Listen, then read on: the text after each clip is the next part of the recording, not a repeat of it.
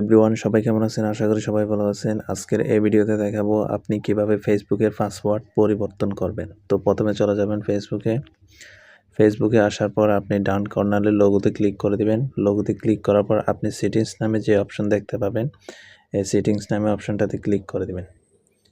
এই অপশনটাতে ক্লিক করার পর আপনি এখানে দেখতে পারবেন পাসওয়ার্ড অ্যান্ড সিকিউরিটি, এই অপশনটাতে সিলেক্ট করে দিবেন।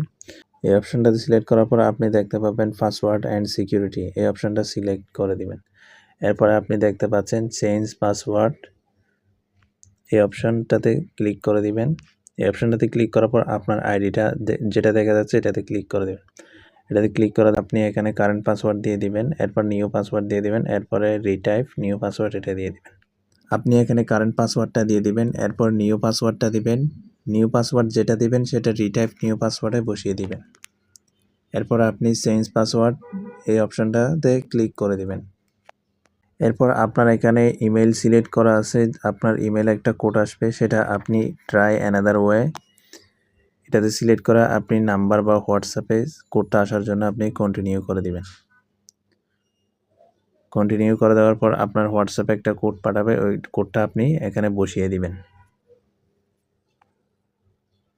তারপর আপনি কোডটা বসিয়ে দেওয়ার পর কন্টিনিউতে ক্লিক করে দিবেন।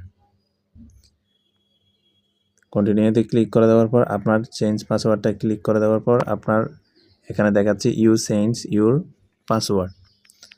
ভিডিওটা ভালো লাগলে লাইক কমেন্ট শেয়ার করে দিবেন।